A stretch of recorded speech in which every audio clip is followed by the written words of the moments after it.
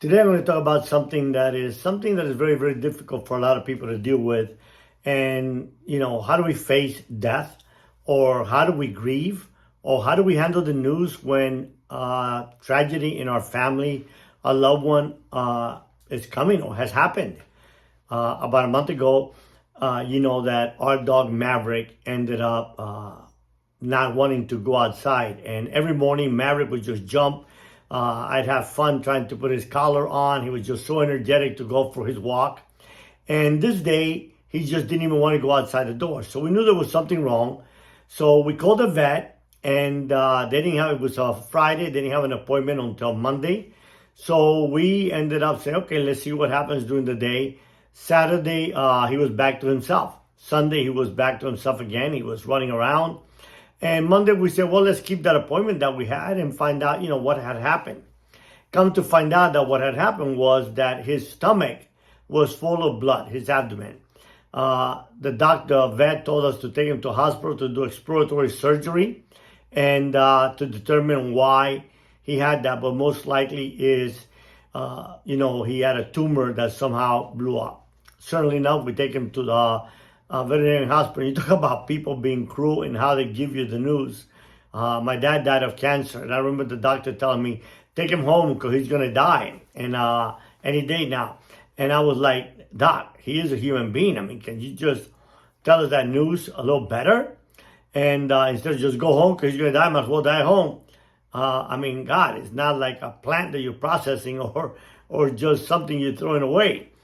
Anyway, so we took him to the hospital and they examined him, and they're like, we need to tell you that you should say goodbye because only 1 out of 10 dogs make it out of the surgery.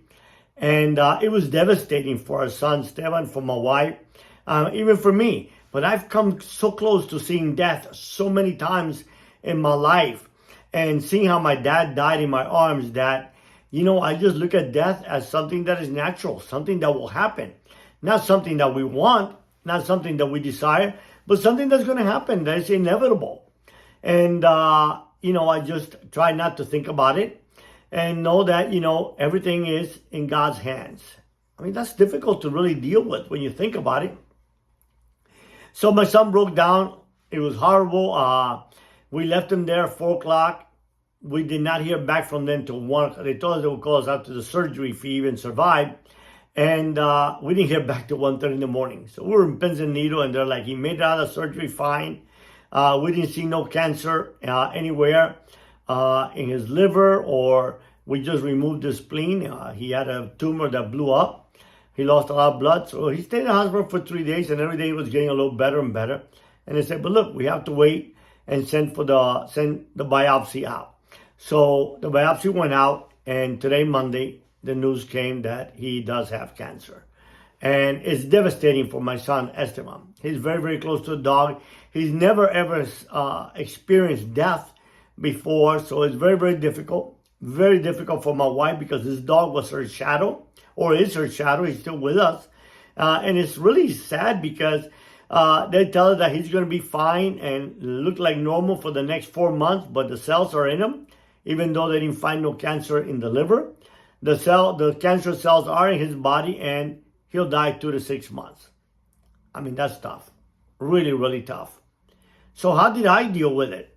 I don't look at the fact that he's leaving us. I look at the fact that, I enjoyed 7.5 years, hopefully, at the end, still in God's hands. I still believe in miracles. Now, will God heal him? I'm praying that he will. I'm going to believe that he will until the moment he leaves. Why? My son says, why, Dad? And, the cells are there. He's going to die. And I'm like, well, yes, but so are we all going to die one day. So why should I be mourning his death right now when he's alive? Why don't I celebrate his life? So why don't I focus on that God gave us, let's say that he dies in the next 6 months. So God gave us 8 amazing years with an amazing dog that has become part of our family, that we love dearly. But ain't never ever been sick before. Instead of questioning God, why are you taking our dog? And I'm sure that that's what my son is doing right now. And it's very, very, very painful for him and very, very painful for my wife. We haven't called our daughter yet. We're getting ready to call her, but We wanted to wait till she was out of classes because it just made no sense to call her and let her suffer in the middle classes. So again, how do we handle that news? What is the mindset that we develop? Or how do we become callous that we look at death as something that happens constantly and we're just going to expect death? How hard is it to go through life thinking that everyone we love is going to die? I mean, I would imagine that's so difficult. And I told my son, why do I believe in miracles? Well, I said, imagine if I had gone to a doctor and they discovered my heart defect. At 25, that doctor would have told me what my cardiologist now at 66 tells me. You will die before 30. Well, I'm 66. I'm here. My cardiologist said, I said, Doc, I did Ironman. He said, oh, you should have died then. Doc, I did a lot of scuba diving. You should have died then. And stress. Well, I didn't want to tell him about what real stress is. As you imagine an airplane leaving the United States to go to Colombia to pick up a load of cocaine and come back, everything that could happen in the next 24, 30 hours. You talk about pins and needles. I mean, the plane could get to Colombia and crash. The plane can get to Colombia and be shut down. The plane could be shut down on the way to Colombia. Or the plane could fall like mine fell on the way to Colombia. Or then, worse yet, the plane can load up in Colombia and head back to the United States and then be caught somewhere or have an alternator failure like I did and go down in the middle of a jungle in the middle of the ocean. I mean, that was unbelievable stress. But I lived through all that. I lived through being shot at. And I'm alive. And I'm 66. And I will die. Yes, we all will die. But my mindset doesn't tell me to live a life feeling that any minute I can die. No, I live a life saying, thank God for every day I get to live. Because every day I get to live is a blessing. You know, our life on this earth is very minimal. I mean, if God blesses us with a lot of years, let's say we live 100 years. What is that? What is 100 years? You know, in the view of eternity. You know, because I believe I'm going to spend eternity with God, with Christ, with my mom, dad, loved ones that I've loved, that I've lost. And if that's not true, by the time I die, it doesn't matter. But it's the mindset through which I live. And it doesn't mean that I live in denial, thinking that, this is not going to happen. No, death is a real thing. And it does happen and it will happen. It's probably one of the few things that is guaranteed in life. But we can't live in fear. See, to live in fear is to tell people is to actually recognize the weaknesses in our mindset. To live in fear means that we just don't live, we exist. See, there's a big difference between living and existing. When we live, we enjoy life to the fullest. And we enjoy those loved ones to the fullest. You know, we invest in the life of our friends. We invest in the life of our children, of our grandchildren. So that when this short life is over with, we really should live with no regrets. You know, the day that they tell me I'm going to die tomorrow, or I'm going to die in an hour, or I die, I have no regrets. There's nothing I would change. I made a lot of mistakes. I sure did. Did I want to make those mistakes? No, I didn't, but I made them. And I can't erase them. They're there. Every choice we make becomes part of our story. But see, my story was not ending with the choices I made as a young, stupid, ignorant, egotistical, selfish young man. My story is going to end that I changed, that I found faith, that I found and fell in love with Christ, that I found the God that forgives. I found the God of second chances. My story will end that I found love. I married the most amazing woman in the world that I'm so madly in love with every day of my life. I am so blessed to wake up to this amazing woman. And God gave that to me, and I believe that with all my heart. So therefore, how can I now, in pain, in suffering, ask God, why Maverick? He's only 7.5, he's going to be 8. Why him? Why take him from us now? Or worse yet, we have a very, very dear friends that have nothing. They've dedicated their whole life to serving God. That's all they ever done. And now the wife at 60-something gets diagnosed with breast cancer. And God knows what's going to happen. But she's going to live by faith. And we're going to believe by faith and believe in a miracle. See, every day of our lives, I believe in a miracle. If nothing else, we see miracles all around us. Life is a miracle. You know, the fact that we can breathe, freedom in this country is a miracle. You know, so every day, everything that we see is a miracle. And yes, there's pain, you know, there's suffering. It's part of life. There's darkness. But you know why there's darkness? Because you know the definition of darkness is only the absence of light. If we only allow darkness to enter into our heart and we don't have any light, it's going to be an ugly life. And it's going to be a depressing life. There's a lot of people hurting out there. So when we focus on our pain, which is normal, then, you know, we really, to a certain extent, are being selfish. Because instead we have a choice. Do we focus on our pain, the half empty, the glass half empty? Or do we focus on the fact that so many great things in our life? The fact that we breathe. The fact that we can go to the bathroom like a normal person without a bag. What a blessing. The fact that we got 2 legs to walk, 2 arms to touch, 2 eyes to see, and 2 ears to hear. Those are enormous blessings. The problem is that as selfish human beings, we focus not on what we have, but what we do not have. And then that's just no way to live. I live my life to the fullest every day. I exercised this morning. I woke up. I knew I had to go to an appointment early, which I never set. And my wife and I worked out for 45 minutes. And then I took a shower, got dressed, and I felt good about myself. I feel that I'm taking care of my body to the best of its ability. I came home and I prepared. I'm going to do cauliflower rice.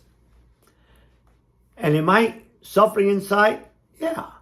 And my wife looks at me to a certain extent and she wonders man, how is his heart so hard? It ain't hard. My heart is soft. I cry over people that are suffering every day. I cried over the possibility of this invasion of Ukraine and the many innocent lives that will die on both sides. On the Russian side, young men that will come home to their families in body bags. And the Ukrainian side, young men that are going to be devastated. All why? Because of the ego of one man. The selfishness of one man. Death is all around us. Death is actually more natural than life. But we cannot allow death to kill us while we're alive. Think about that. We must not allow the thought of death to kill us while we're alive and not be able to live. Death will come. Pain will come. That unexpected news will come. But it's not the news that comes. It's how we handle it. It's not how we fall in life, but how we get up. It's not how we focus on our weakness, but how we just ignore them and recognize the strength that we have. We all have a lot of strength. You know, mental illness is a serious problem.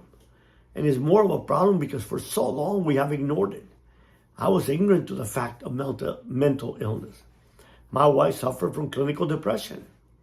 And there was a period in our lives which it was really, really dark, where she would wake up barely able to dress our children, get in the back seat of our car in a fetal position and cry till we picked up the children from school. And I'd drive all over, meet all my clients and do my job while my wife was in the back suffering. I didn't understand that because I thought for the longest time that depression was nothing but being lazy. You know, hey, you're in bed, you can't get up because you're depressed. Get your ass up, go to work, and you'll be undepressed. No, it's not. It's real. Depression is real. Loneliness is real. A lot of people are suffering, but want you and those who see this video to know that you're not alone. That we can be there for each other and help each other. My wife has been doing amazing for the last 14 years. she had to get her medication. And some days she has a rough day, but then you know what? She'll focus on the blessings that she is enjoying. And you know, so many people can say, yeah, it's good and easy for you, George, because you know, you're wealthy. But you know what? There was a time when I went into prison dead broke after being a multimillionaire for many years. And I was happier that time than when I had all the money, women, cars, and mansions. Because I have meaning for my life. See, I don't care how much money you have. If you think that money is what's going to get you over depression, or money is what's going to get you over feeling sad and lonely and weak and defeated, no. Money will do none of that. Money is nothing but, you know, a piece of paper. The only value it has is what the value you give it. But true worth, true value, is in your mindset. It's in your heart. It's how you love others. How you feel for the pain of those that are suffering, so that when you suffer, you can just start thinking about those that are suffering worse than you. Because no matter how bad things get in your life, there's others that are having it a lot worse. You know, there's a lot of lonely people. And we're looking at an entire world that's becoming lonelier and lonelier. Technology was meant to do great things, but technology has brought friends that are far away closer, but it has just taken those that are so close to us so far away. You know, my children text, and I tell them, don't text me, I still got 2 years. Call me, like I call my mom and dad. You know, I made it a habit. I turn my phone off at 6 o'clock. And guess what? The world goes on. And I have a happier family. And I have a happier marriage because I was stuck to that phone for 24 hours a day. At the end of the day, there's so many things you just can't solve. You know, I ran a drug empire without a cell phone. But we've allowed that cell phone to control our lives. And we allowed the cell phone to go ahead and educate us as to what we need to do with death. How do we handle death? The truth of the matter is, the way you handle death is to know that it's a natural thing. That we are creatures that we were created. We will live and we will die. Our pets created also, I believe, that live and die. But the world doesn't end with death. As a person of faith, I believe the world just begins for me with death. So when I look at my dog Maverick, yes, I'm going to miss him. I'm going to miss him wanting to run and play and look at me with those eyes. And it's painful. But then I believe in my heart that I'll see him again. You know, Pope Francis said that dogs go to heaven. If that's just a joke or if that's a fake, I don't give a damn. I'm going to believe it. And if I believe it, that's all that matters to me. Because again, is my mindset. The mindset that allows me to believe what is good.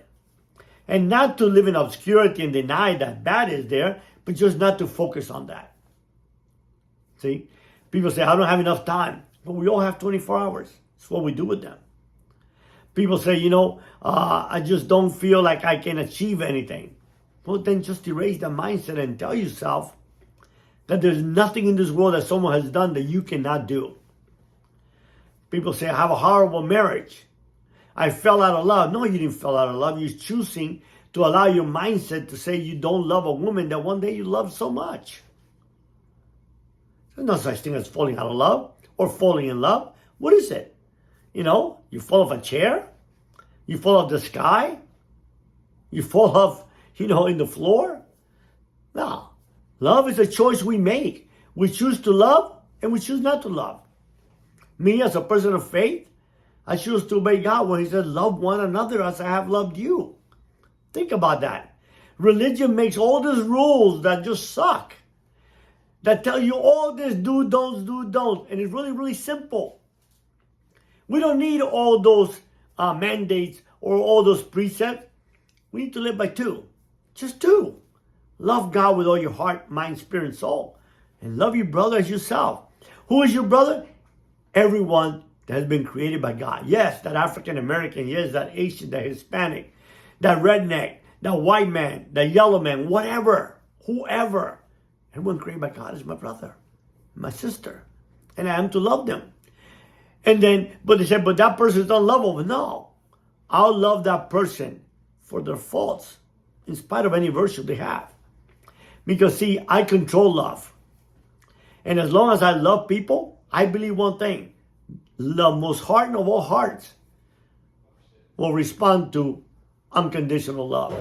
So therefore, my brothers and sisters, how do we handle death? How do we grieve? We focus on the joy we've had, not the joy we're not going to have. We focus on the time that we have spent with our loved one versus the time that we're not going to spend anymore. And if you're a person of faith, then you focus that you will see that person, that animal again. That's how I handle death.